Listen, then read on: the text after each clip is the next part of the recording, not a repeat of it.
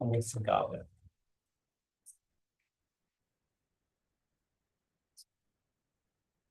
All right, well, it's saying setting up your meeting for YouTube Live, done, redirecting to YouTube. All right, I think we're up now. Okay, great. And we're live. Keep that screen. Yeah. keep that one. Yeah, that's muted. Thank you. Well, welcome everybody. The March 20th CBA meeting, the Town of Rochester Zoning Board. I'd like to ask everybody that's able to stand for the Pledge of Allegiance.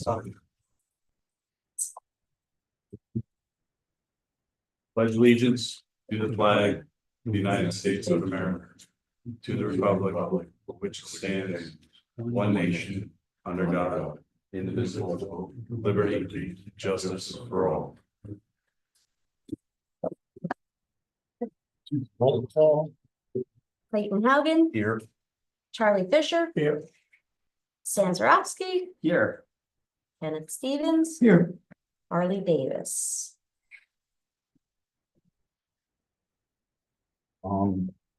This is a continuation of ZBA's 2025-01 RV Associates Inc. Before we move on to anything else regarding this, we do have to classify this under the State Environmental Quality Review Act. Looking at it, I think we should designate this as a type 2, just because our decision is not going to have any impact on the environment. It's strictly a language decision. Anybody have any discussion on that? All right, then I'll make that motion and type 2. I'll second it. Okay, we'll do a roll call vote for that because it's under seeker. Clayton Haugen, Yes. Charlie Fisher, Yes. Stan Zarowski, Yeah. Kenneth Stevens. Okay.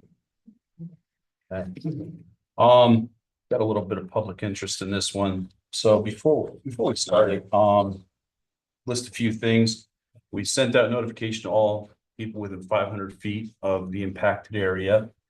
I want to make a comment just so it's clear to the public. The Zoning Board of Appeals only has appellate jurisdiction in this matter.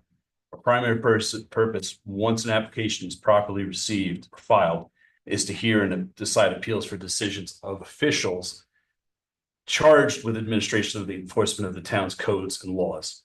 So in other words, we're only here to interpret. We're not here to make a final decision on approving or disapproving any project. Our job is to interpret language, or in this case, language. It's not to give a variance for anything. It's not meant for that. So keep that in mind. Your public comments, you're more than welcome to voice them. Please, we want to hear them. But realize that we're not making a decision on the Gasland project or RV Associates going forward with their project, other than the language as it's interpreted. Let's see, and do us a favor, please try to refrain from speaking while other people are speaking so that we can hear everything that's said. Be courteous to one another. It's not a Q&A. We're here to listen. We're not going to offer up discussion on a matter because once again, we're an appellate. We're not here to give you answers in that instance. So, you guys have anything you want to add to that? Sounded good. Okay, then we'll open up for public comment. We're going to need that sheet. Get it.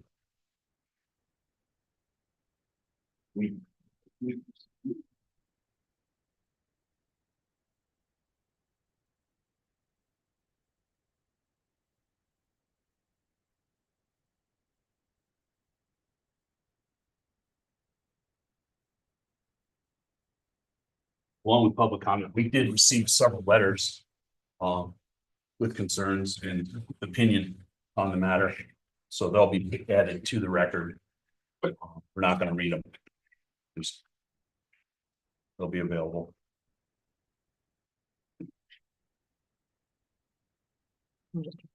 Yeah, you. All right, the first one, Slava Pesto. Excuse me if I pronounce that wrong. Hello. Yeah, so I just wanted to make a few quick comments about the Gasland project. You know, I live right down the road and just from reading about it, it sounds like they're trying to get in on a sort of technicality by claiming that, you know, the principal use is the convenience store, but the auxiliary use is the gas station, and that to me is like, you know, like not really how the land is gonna be used at all, like as a neighbor, you know, having a gas station there, I have a lot of concerns about like flooding in the land adjacent to the church. You know, pollution, noise pollution, runoff from cars, and obviously like the fact that it's a gas station, that really is the principal use, and they already got rejected for the previous application where they said the principal use was the gas station, and my understanding is they're trying to weasel back. You know, and in general, it's, you know, just the wrong use for the land. As a resident, I recognize the population growth is inevitable and there's gonna be development, but in general, I would rather see, you know, mixed use development in the hamlets and, you know, instead of just paving over farmland on 209 and turning into a giant strip mall. You know, yeah, so that's all I have to share today. Thank you. Next one is Nikki Fade. Opening my notes. I just wanted to speak to the fact that the 2015, 2007, and 2017 surveys of the natural resources of our area, the watershed, the aquifer, and the town plan all spoke to keeping climate change in mind, protecting our natural resources, most especially protecting our watershed. If you have walked across that field at any time other than August and September, you know it's clay, it slides, and everything runs off it. You can't grow corn there, you can't get anything deep into the ground there. It's all going to end up in our water. It's no place to add another gas station in this area. If it turns out that due to enormous population growth, we're gonna need another gas station, we could find a much better place to put one than it. All the information about the watershed is right on their website under documents, if you want to do it. Thanks. Thank you. Thank you. Next up, Scott Gusson.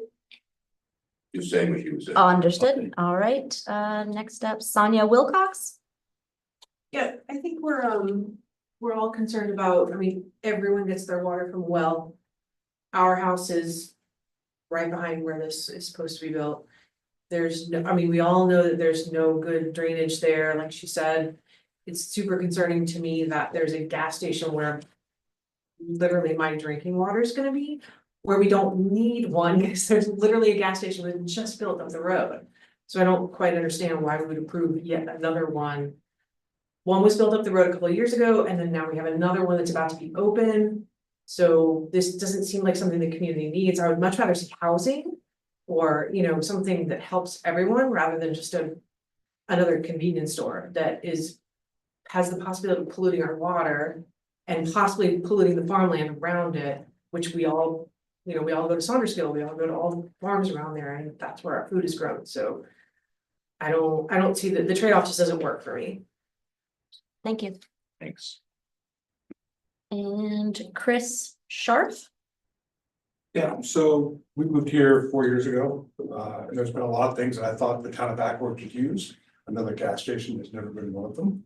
You know, that being said, I'm actually in favor of boards being able to have some leniency in terms of how they interpret the use of the land. You know, we put policies in place, we should be able to make exceptions where it makes sense.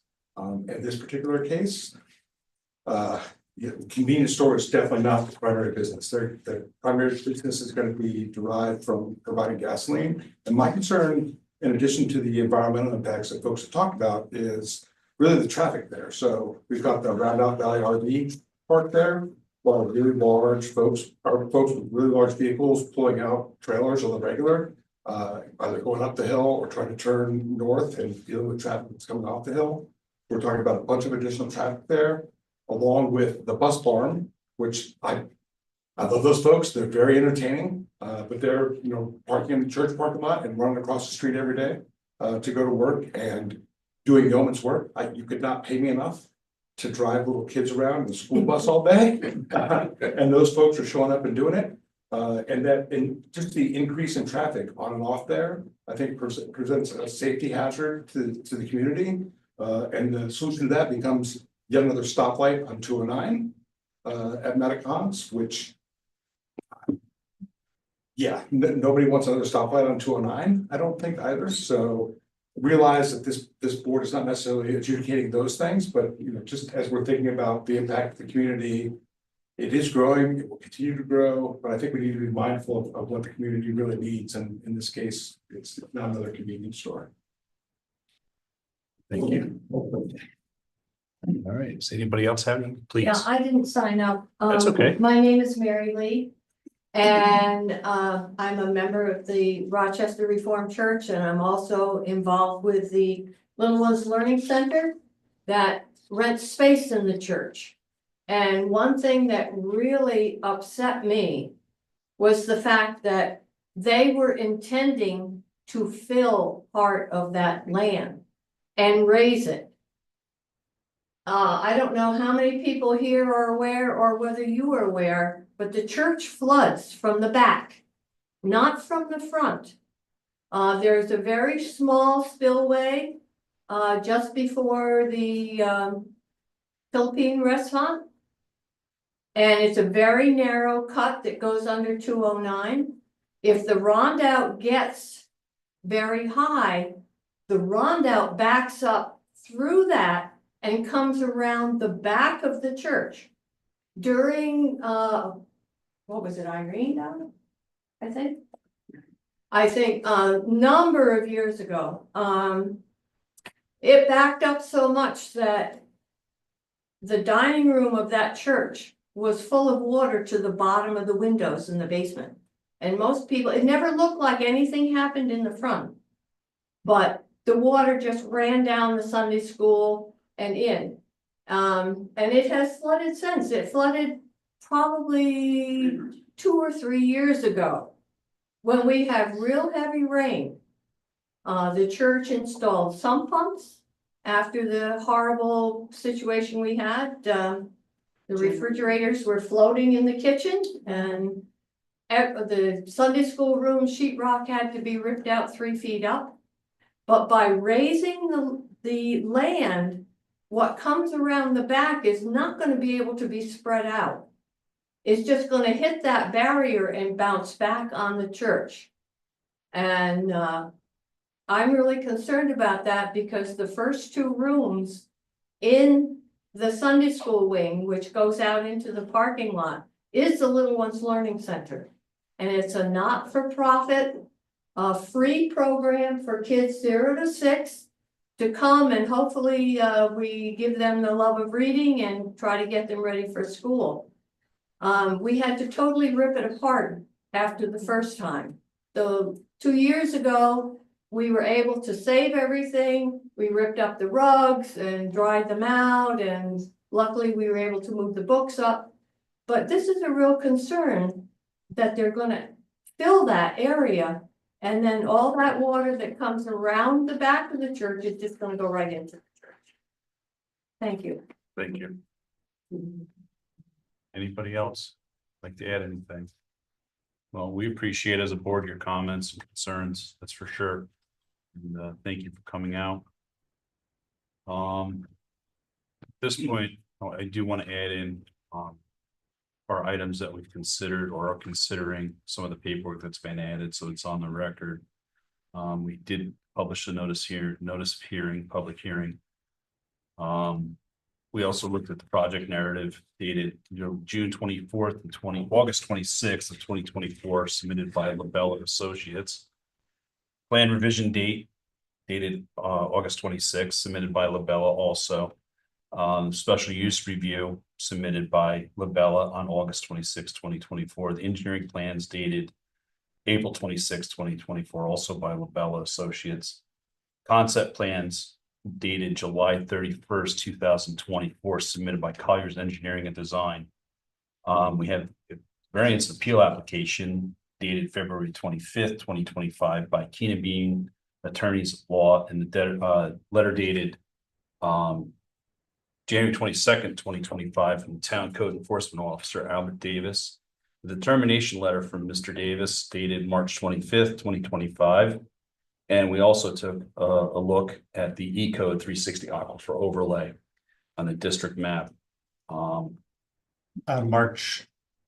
Couldn't have been March 25th. You just said March 25th, 20. Oh, 24, excuse me. Yeah, it's 2024, my bad. Sorry. Yep. Should keep that in there. All right, at this point, there's really nothing else we can do. We received a request from Keenan Bean, the attorneys representing RV Associates, asking for adjournment of the public hearing until the March, what would that be? April. 17th, March 7th, or April 17th meeting. So I'd like to make a motion that we keep the public hearing open for now until the next meeting. I'll make that, or you make the I'll make motion, the motion, I'll yeah. second the motion. All right, any discussion? All in favor? Aye. Opposed? Abstained? Motion carries. Leaving the public hearing open? Do I do roll call? No, you don't have to for that. All right, so that pretty much closes the public hearing. You guys are all welcome For tonight. for tonight. Yeah, I mean, yeah, for tonight. Can I make a comment about the request for the adjournment? You can, yes. Just so that the public who came out will understand the context here. There was a change in 2024 to our local zoning code. Many of you are aware of that. That included two provisions that are issued in the appeal that is before us. One was the change in the definition of a convenience market so that it no longer included the possibility of retail sale of gasoline. Well, the change that was. That was Yeah. That was a change. Right. Another change, that definition was changed. However, in making the change, there was a typographical error, it's asserted, and the appellant has argued that since there was an error typographically, they should get the benefit of that. That was one decision made by our code enforcement officer. The second reason was that there is a separate provision relating to the aquifer that under the zoning code adopted in 2024 had included in a parentheses a prohibition on gasoline filling stations. And to that, the appellant has made arguments that it was an inappropriate inclusion in a parentheses, not related to the general provisions. I don't want to belabor this, but I just want to let you know where things stand.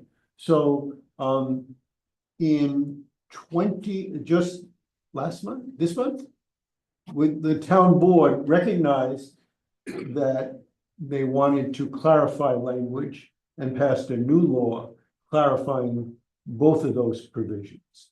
In the first one, the type of On March 6th, I think they. March 6th. So with respect to the convenience mark, the language that was sent up to the Secretary of State said a gasoline, more or less, a gasoline filling station can be allowed and cannot be allowed.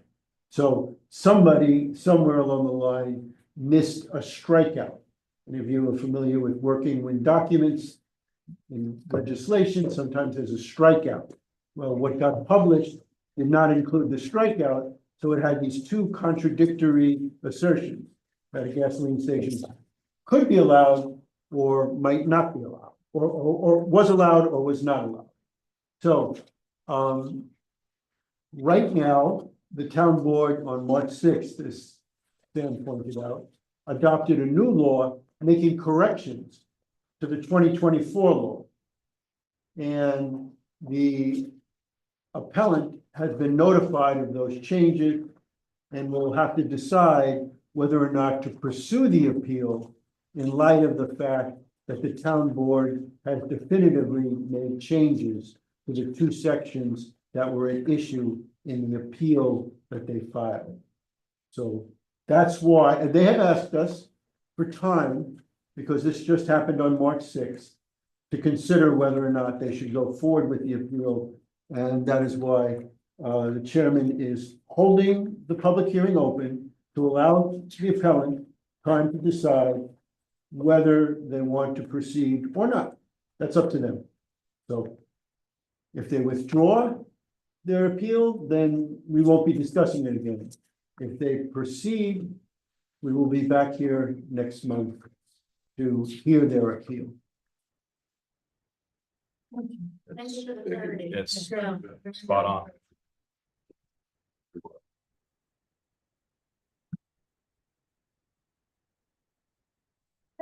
Anybody have anything else? No. That's the case, let's move on. We'll keep on going here. Other matters, we have to approve the minutes for January 16th, and February 20th. I only noticed one item that I'd like to see changed on there, and going forward, we'll make this this change permanent. And that's the designation of Charlie as vice chair rather than member in the minutes. Other than that, I looked everything looked fine to me. You guys have what you've noticed. I had one comment on the February 20th minutes, which is just in the description of the RV Associates appeal. It just is described as applicant is requesting an appeal interpretation for a gasoline and filling station. I just thought that. You want to broaden that a little bit? I just want to say the applicant is requesting an appeal interpretation for the determination of their project. Okay. Do we want to go further with that and list the fact that it's basically the two items? Does the applicant demonstrate the language? by I just the wanted- CEO and I mean, for me, I just wanted to, instead of calling it the thing that that's at issue, just saying their request that they're appealing a code enforcement determination of Okay. their project. And that was for the January. February. Yeah, so I would suggest language for where it says description, just say applicant is requesting an appeal interpretation of the code enforcement determination for their project dated, what was it, January, whatever the date of that. Okay, Just the second date or both dates? The more recent date, the February, okay. or whatever they cited in their appeal. I didn't pull up their. But that they're just, they're appealing the determination and cite the determination document. That shouldn't be an issue putting that in there. And I'm comfortable voting to adopt it with that, Yeah, with that. pending that Okay. change. Anything? Ken? Charlie, notice anything? How about on the January minutes? January minutes, we're gonna leave alone with regards to the vice chair because the board had not appointed at that point. So we'll leave that alone as member. All right, well, let's have a motion to accept the minutes for January 16th meeting and February 20th meeting, I'll make that 2020. motion. And I'll second it. All right, all in favor? That discussion. Any opposed? Abstain? All right. Motion carries. And that's it. I mean, I'll make a motion to adjourn then. I'll second that. All right, great, we're done. All right, all in favor? Aye. Any opposed? All right, abstain? Nobody carries that one. Hey. Thank you, everybody, for coming out. See you next month.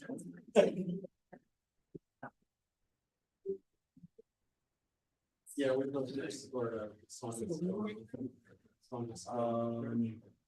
you're talking about the flooding there, like we can see that from our window. Part of that. Your book over yet? Oh, this is. Yeah.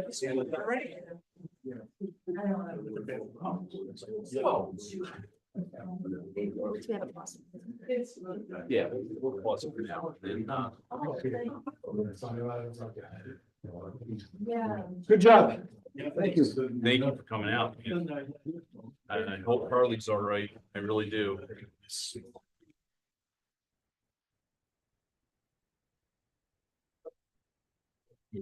Thank you.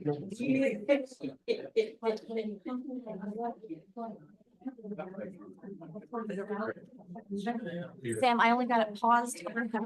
Leave. Oh, let's see. So I think we gotta go back to the Zoom.